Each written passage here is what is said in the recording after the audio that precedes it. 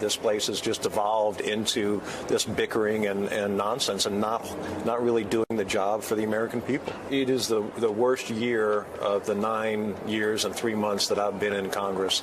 And having talked to former members, it's the worst year in 40, 50 years. That was conservative Colorado Republican Congressman Ken Buck on his decision to resign from Congress next week. He had already announced he wouldn't run for re-election, but it's no wonder he wants to call it quits even earlier because, honestly, who in their right mind would want to stay?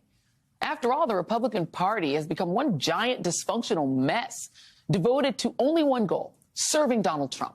Just look at the Republican National Committee. This week, the new leadership began a massive Saddam Hussein-style purge expected to cull more than 60 staffers in a bloodbath to reorganize the political organization so that it falls fully in line with Donald Trump's goals. And while creating a coordinated campaign is a perfectly normal thing once a candidate in either party has secured the presidential nomination, Trump's choices to run the RNC, new chairman Michael Whatley and Trump's daughter-in-law, co-chair Lara Trump, who were installed last week, aren't doing anything normal. Lara Trump has already made it clear that she thinks Republican voters absolutely want their contributions to be used to pay off Trump's legal bills, which means that if you are a Republican candidate running for office, the already strapped National Committee with the smallest amount of cash on hand in a decade has no real plan to help you to increase Republicans' razor-thin and dwindling majority in the House of Representatives. The RNC's only plan seems to be paying off Trump's debts and spreading his election lies. It's like they've turned the RNC into the new family business, now that the state of New York has said they can't do business there. In another move to reshape RNC leadership, former Trump attorney and One American News Network reporter Christina Bobb, who peddled 2020 election lies, was just hired as the RNC senior counsel for election integrity. And today, the RNC sued Michigan Secretary Jocelyn Benson, accusing her of keeping ineligible voters on the state's voter rolls. Back with me is Matthew Dowd. Matthew, again, the RNC has one job, elect Republicans. How are they going to do that if all the money goes to paying Trump's legal bills? Isn't that that's kind of defeating the purpose, no? Well, you know, as I would listen to you, I was thinking of the famous John McCain quote where he said, he described Russia as a gas station masquerading as a nation, as a country.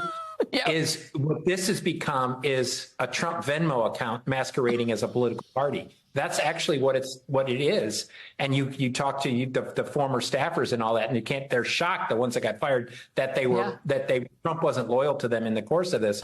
I don't understand why why local candidates, it's not only the House of Representatives and the committees assigned to that on the Republican side to reelect them and the Senate committee assigned to reelect them. It's somebody running for state rep in Iowa. Yes. It's somebody running for governor in another state, all of which are not going to be helped by Donald Trump. I see none of them raising their arms and saying, hey, wait a minute, this is supposed to be to help all of us, not to just one guy to take cash out of and serve his purposes and all this. I don't get it. I don't get the part. I mean, Democrats ought to be cheering this, actually, because I think Lara Trump has no idea what she's doing. It's never run a political campaign, has no idea what she's doing.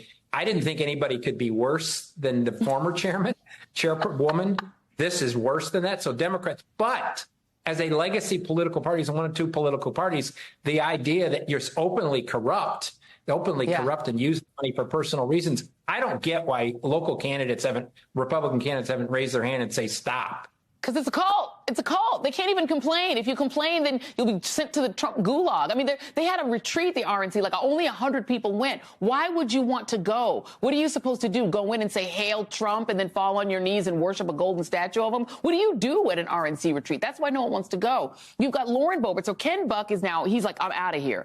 Lauren Boebert was going to run in his district, but now she's going to stay in, and then she's going to run for, his district, and it's a whole mess there. But he is leaving them in a lurch. I mean, he blindsided the current Speaker of the House, didn't tell him, because he's done. He's fed up. I don't think he even cares if it means that they give up a seat in Colorado. But to your point, what the RNC would normally be able to help with is trying to make sure that they don't lose one of those two seats. But now they don't have any money. They're not going to have any money. Trump's going to use it all. I was listening to Ken Buck and I'm listening to what he was just played. And my only problem, I get why Ken Buck, it's completely dysfunctional. All of us with eyes can see it's completely dysfunctional Republican league. But the problem is Who sent those reps there, right? Who voted for those reps? It's Republican primary voters that put Laura Boebert in office, that put, Green from Georgia in office, that put all these people. They're sitting there not because they just showed up artificially. They're sitting there because of Republican primary voters. I hope Ken Buck understands that. He doesn't speak to them as the problem. The problem is he has to educate voters that put him in office. Yes. That's the problem. Please say that again. I'm obsessed with this right now because even in the Democratic Party, people will say, I don't like my choices, but your choices are made in the primary. The difference between Republicans and Democrats is that 10% of Republicans will show up in the primary and put a mad person on the docket. But then all the Republicans, the other 90%, will still vote for that person in November. Democrats, 10% of them, or 30% in the case of California, will show up in the primary, and then the other 70% say, well, I don't like those choices. The difference is on the Republican side, there is total discipline. A tiny fraction of them are Looney Tunes and show up and put these really weirdo people on the ballot, but they know that in the end, you just have to get on the ballot and Republicans will vote for you. How do you get Democrats to have that kind of discipline? Because Democrats tend to put goody-goo-goo, real politicians and lawyers and people who used to be in student council. They put them on the ballot, and then Democrats are still not happy. Well, I mean, I don't know how either one of us can make sure Democrats are happy with the choices they have in the course of this. I don't get it. They need some sort of psychological drug or something, I guess, on happiness or whatever in the course of this. I mean, I think the difference is, and this is why people that say, well, both sides are dysfunctional, are so ludicrous in the course of this. Democrats, there is a tiny fringe that no matter what, they'd want to have somebody in. But the debates in Democratic primaries are always over like some ideological differences. What should we do on policy? How should we handle this? Should we have a higher tax rate? And it's all a debate. Now, you may get more left of center people in the primary and win. That's the thing. But it's never a question of competence. It's never a question, are they competent in this thing? Republicans don't care about competence. Have no care about competence and whether you can govern. They actually take pride in sending people to Washington that will blow it up. And that's a huge difference between the two parties. That's right. These are people who run because they hate government and they go for the purposes of creating chaos. They're not going there to do policy or get you more, roads and bridges. No, they're going to blow up government because they're people who hate government who just randomly run and are random people. Whereas, like you said, Democrats go because they have a set of policy ideas they want, and they may differ left to right on what to do, but they actually want to do something. These parties are just not the same at all. Matthew Dowd, it's always a pleasure. Thank you very much for letting me yell into the TV. Thank you. But we begin tonight with reality and a question. The reality is this. After last night, it is officially a Trump versus Biden race. And now the question. It's the one question Trump supporters keep wanting to ask. So, okay, let's ask it.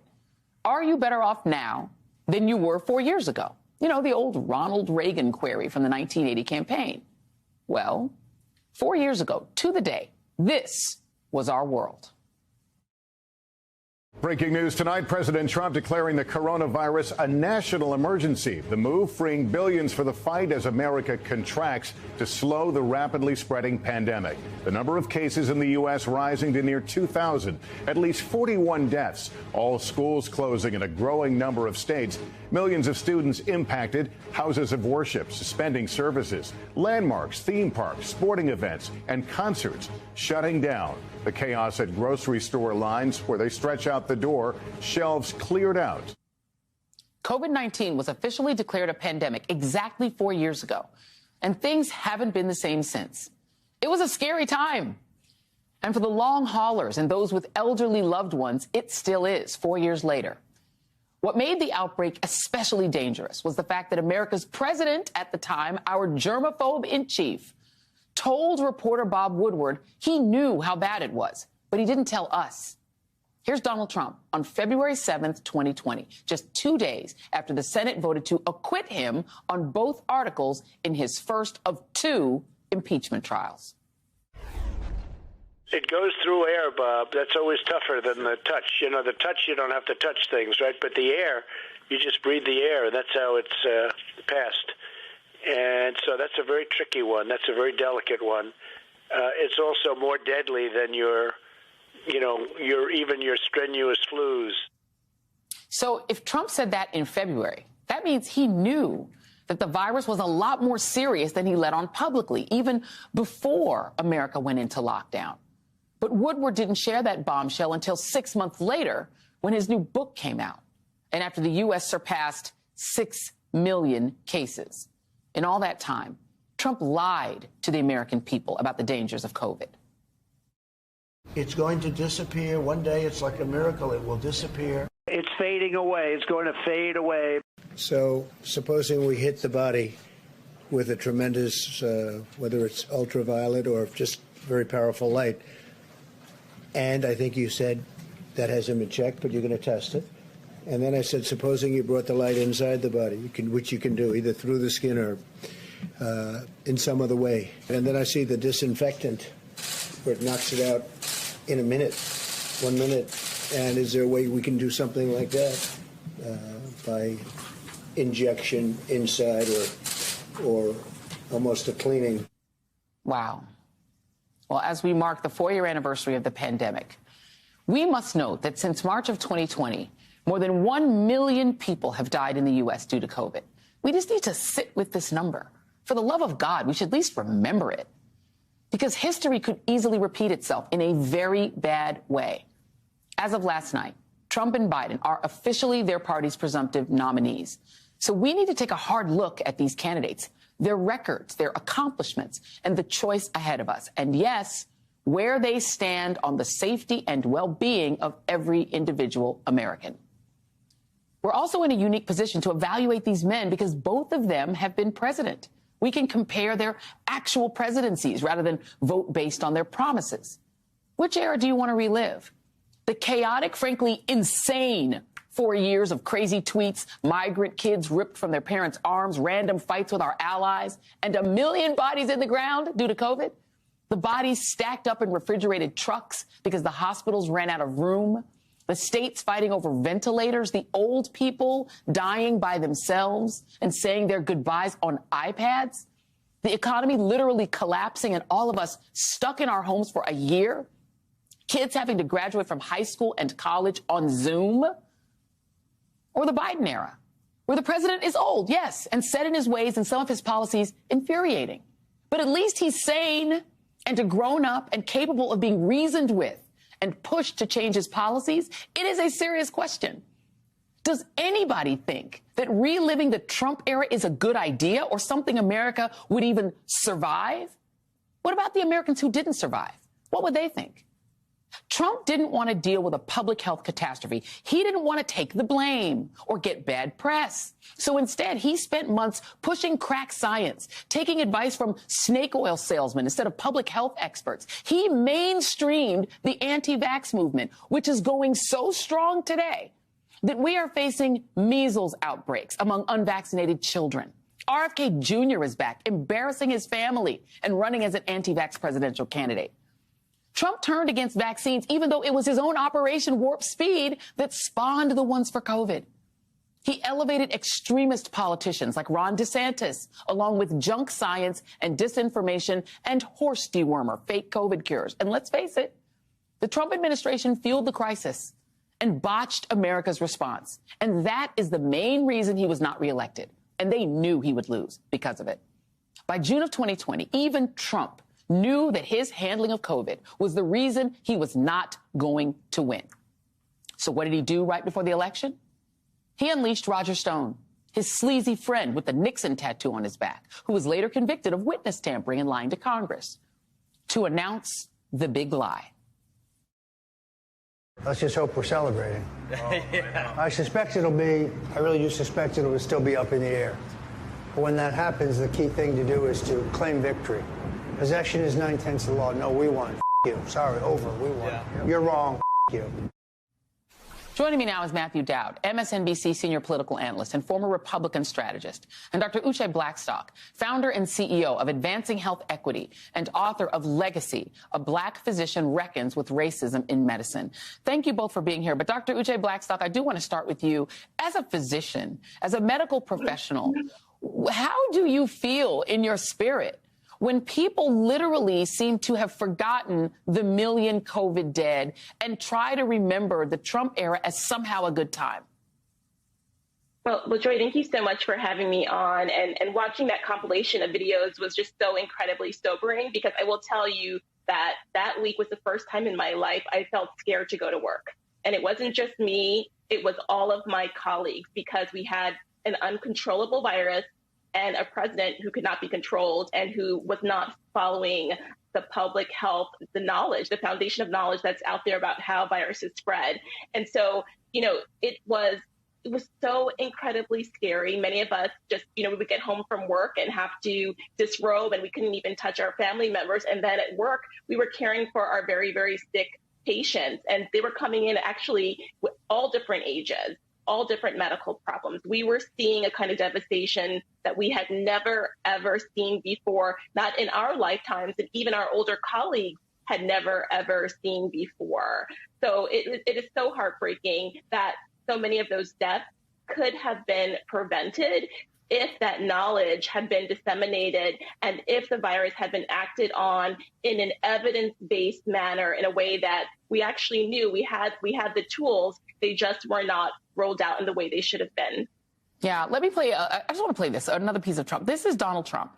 He was talking about trying, Matthew Dowd, to get a ship full of people who might have been impacted by COVID, to keep them on the ship, to keep the number of dead down so that he wouldn't be harmed politically by their deaths. Take a listen.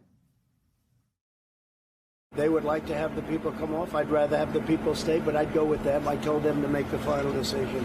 I would rather, because I like the numbers being where they are. I don't need to have the numbers double because of one ship. That wasn't our fault. And it wasn't the fault of the people on the ship either. Okay? It wasn't their fault either. And they're mostly Americans. So I can live either way with it. I'd rather have them stay on, personally. Matthew Dowd, you were working in Republican politics back during the George W. Bush era, and I just read a lot of things about George W. Bush. But I can't imagine him saying that. I can't imagine Bill Clinton saying that. I can't imagine George Herbert Walker Bush saying that. I can't imagine Barack Obama or any other American president saying that. I can't even imagine Ronald Reagan saying that. I mean, he really was against him. But the reality is, you know better than any of the rest of us here, having worked at the presidential level, the fiduciary duty of a president is to protect the American people from things like a pandemic. That is when a president is supposed to step up the most. It is when they lead the most and when they're supposed to unite the country. What you just saw there was something other than that.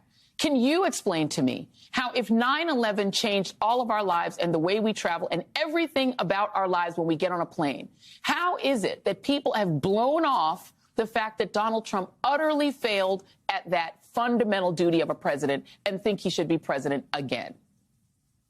Well, I think this conversation is so important, and it leads us to the bigger part of this conversation, which is the foundations of democracy have actually shaken because of this.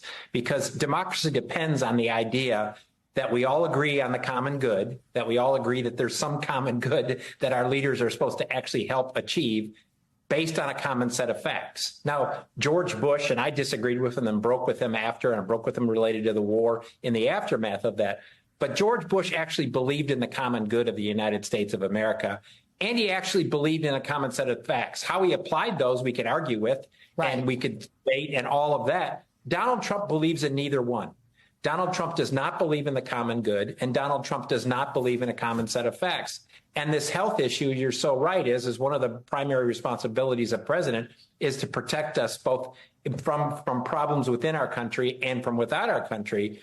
And he has his unbelievable narcissism, as that evidenced by that clip, shows that he has no idea or has no even sense that he even wants to do that. And everything he's done since then is a manifestation of that personality trait, or that what he believes in this. And this applies not only to health issues, applies to belief in facts on the economy, and this applies in belief in facts related to global climate change, all of which the Republicans dispute. I mean, they actually think people like Dr. Blackstock are the problem because they actually speak in facts and evidence and all that. And they've decided that they are an anti-science party. That's what they fundamentally decided here. And that shakes our democracy.